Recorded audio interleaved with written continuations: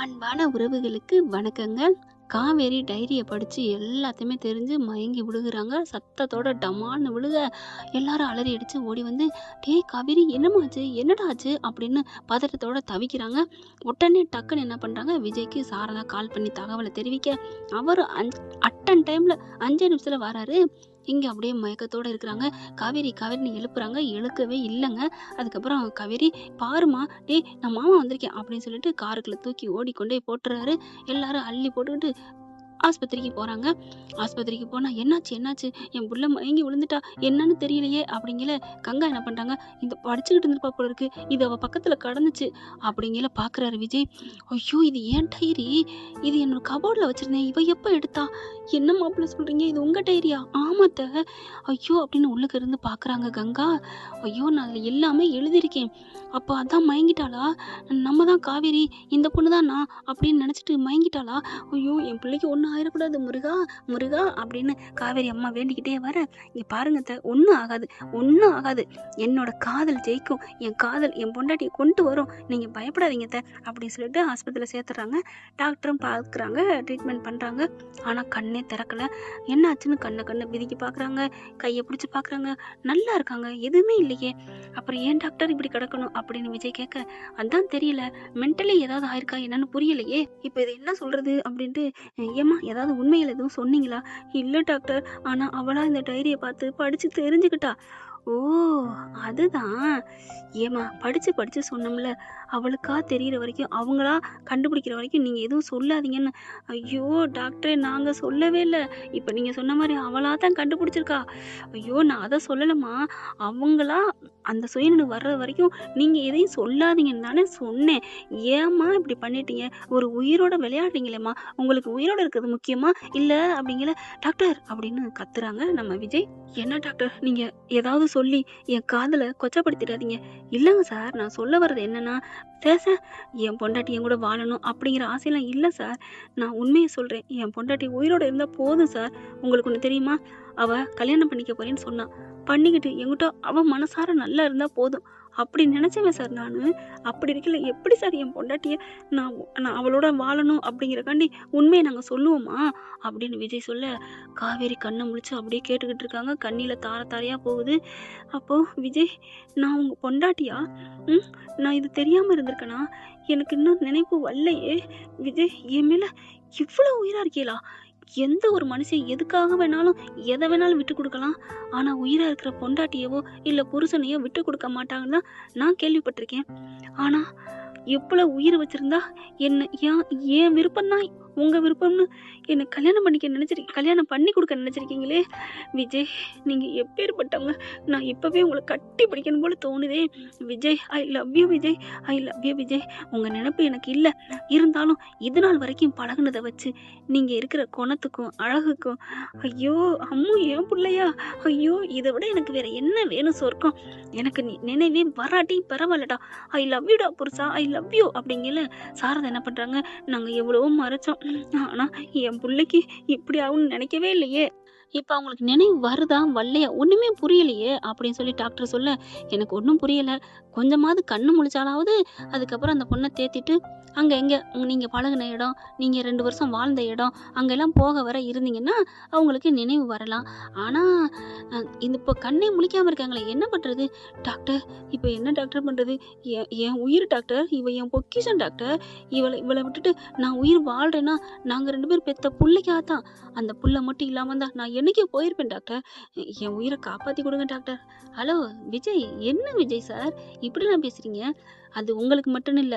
எங்க ஆஸ்பத்திரி நம்பி வந்துட்டா ஒவ்வொரு டாக்டருக்கும் அவங்கலாம் எங்க உயிர் தான்." "இருக்கட்டும் சார், பரவால்ல சார்.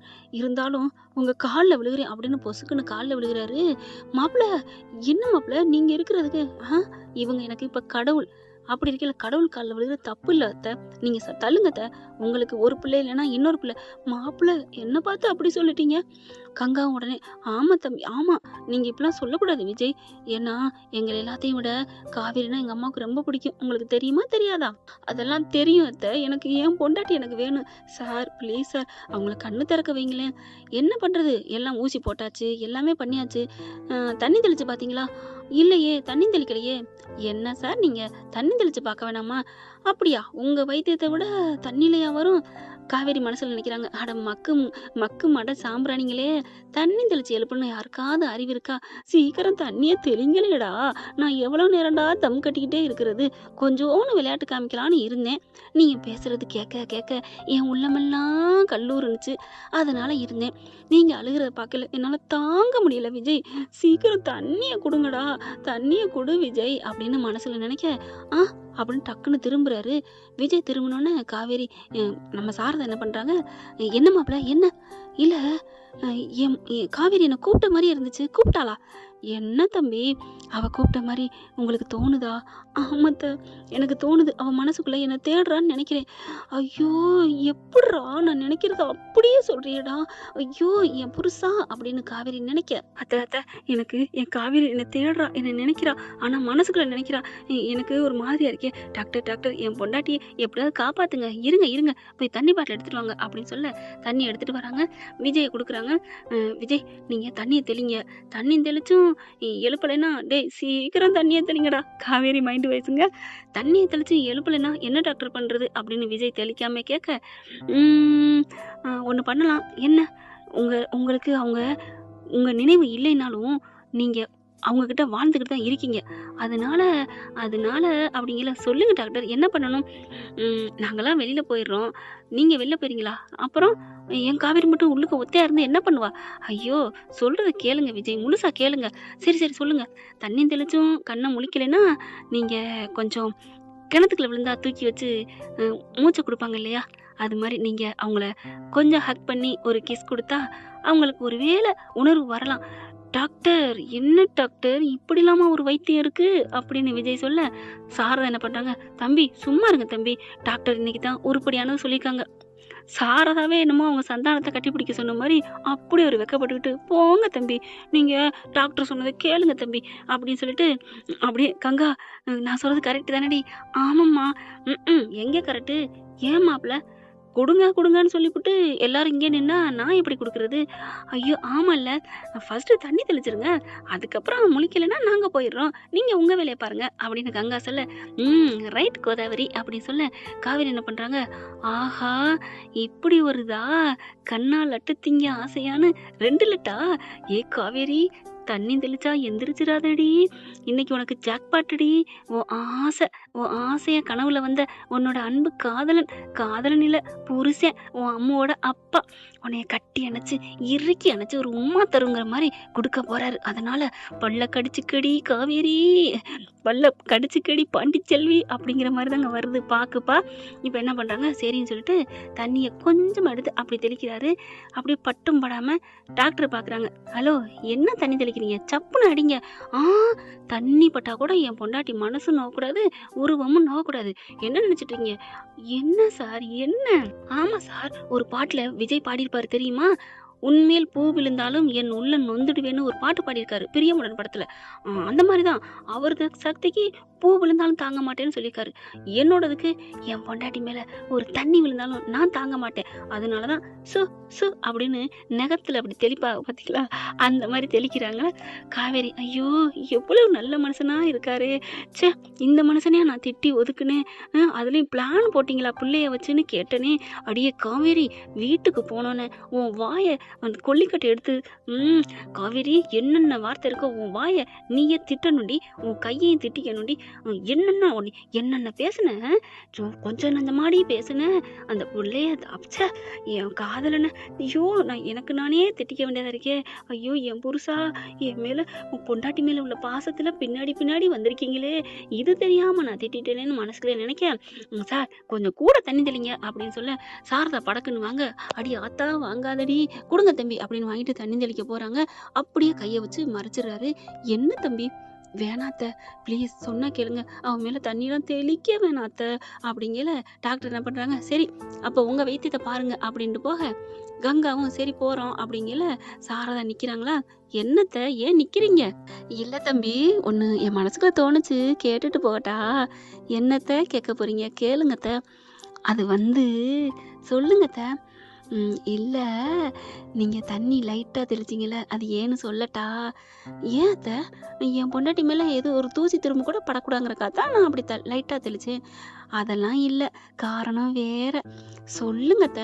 போங்க தம்பி, எனக்கு வெட்கமா இருக்கு அப்படின்னு திரும்பி போக போறாங்களா, உடனே டபார்ன்னு சாரதா கைய பிடிச்சிடுறாங்க விஜய். தம்பி என்ன? ஆ பாதிய சொல்லிட்டு மீதி சொல்லாம போனா எப்படி? சொல்லுங்க என் மாமியாரே. அது ஒண்ணும் இல்ல. டாக்டர் 2வது ஆப்ஷன் குடுத்தாரே, அது பண்ணணுங்கிறதுக்காக தானே தண்ணிய அழுத்தி தெளிச்சா அவ கண்ண முழிச்சுட்டா 2வது ஆப்ஷன் நடக்க முடியாம போயிருமே, செய்ய முடியாம போயிருமே அந்த தவிப்புல தானே. ஐயோ! என்ன ஒரு அபூர்வ கண்டுபிடிப்பு அத்தை! அப்படி சொல்ல, என்ன மாப்பிள கிண்டல் பண்றீங்க? ச்சே! நம்ம மாமியா கரெக்டா கண்டுபிடிச்சிட்டாளே! உண்மைதாங்க. நம்மகிட்ட சொல்றாருங்க விஜய். ஆமா, என் பொண்டாட்டிய கட்டி பிடிச்சு கிஸ்ஸ குடுக்கணும். அதுக்காக தான் தண்ணிய மேய்ச்சலா தெளிக்கிறேன். அதுக்காண்டி என் பொண்டாட்டி மேல தண்ணி ஊத்தலாம், எல்லாம் படலாம் அப்படிலாம் நான் நினைக்கல. என் பொண்டாட்டி மேல ஒரு காத்து கூட படாம தான் நான் இருப்பேன் அப்படின்னு மனசுல நினைச்சிட்டு, அத்தை அப்படிலாம் இல்லையே, நான் நிஜமா தான், நீங்க போங்க. நம்பிட்டேன் மாப்பிள, நம்பிட்டேன். அதுக்கு தான் அப்படிங்கல கங்கா பாக்குது. அம்மா வாம்மா, எதுக்கா இருந்தாலும் இருந்துட்டு போகுது. அவரு பொண்டாட்டிக்கு அவர் குடுக்குறாரு. கரெக்ட் கோத்தாவரி, நீ தான் கரெக்ட், நீங்க தான் சூப்பர். ஓ! அப்ப உண்மைதானா எங்க அம்மா சொன்னது? ஐயையோ! மாட்டிக்கிட்டேனா? ஐயோ தாயே! போங்க, போங்க, போவான் அப்படின்னு இவங்க 2 பேரும் போக, கதவ தாப்பா போட்டு போங்க அப்படின்னு விஜய் சொல்ல, தாப்பா நீங்க தான் தம்பி போட்டுக்கணும். ஐயோ! அத்தை சாரி அத்தை. ஆர்வ கோளாறுன்னு என் பொண்ண சொல்லிட்டு, சரி போங்க அப்படின்னு தள்ளி விட்டுட்டு தாப்பா போட்டுறாங்க. தாப்பா போட்டு அப்பா அப்படின்னு வாராரா, காவேரிக்கு உள்ளுக்குள்ள அப்படியே சந்தோஷம். நம்மள எப்படி கட்டிப்பிடிப்பாரு? தூக்கி உட்கார வச்சுட்டு கட்டிப்பிடிப்பாரா?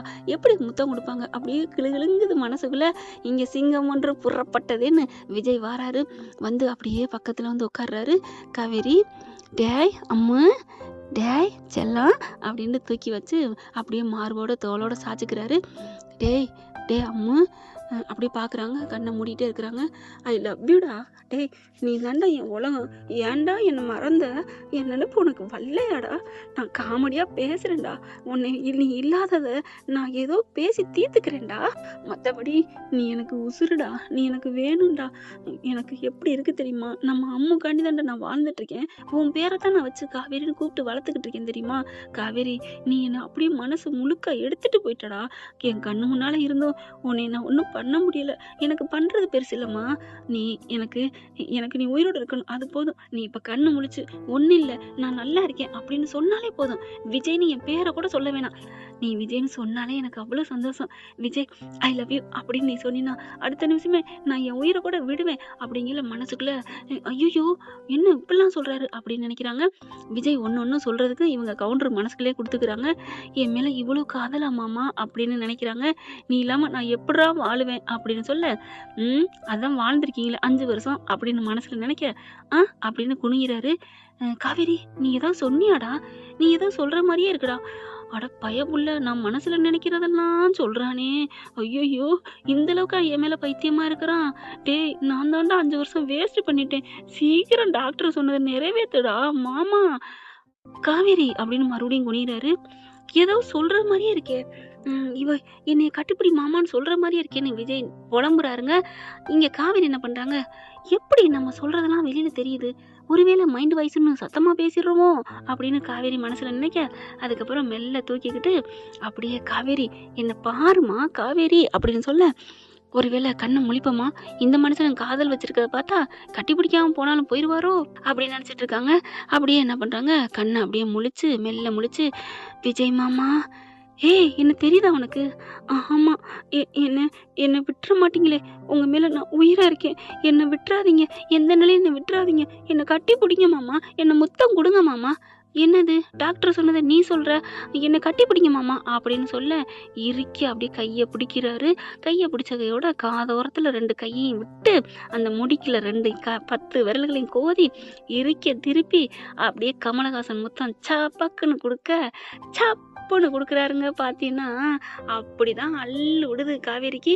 இந்த வீடியோ உங்களுக்கு பிடிச்சிருந்தா தயவு செய்து லைக் பண்ணுங்க. இன்னும் அப்டேட்ஸ்க்காக சேனலை சப்ஸ்கிரைப் பண்ண மறக்காதீங்க. நம்ம கிட்ட இருக்க எல்லா சேனல்ஸோட லேட்டஸ்ட் வீடியோ அப்டேட்ஸ்க்காக மேல ரைட் சைட்ல காட்டுற லிங்கை கிளிக் பண்ணி வாட்ஸ்அப் குரூப்ல ஜாயின் பண்ணுங்க. உங்களிடம் விடைபெறுவது நான் உங்கள் மெஹர்.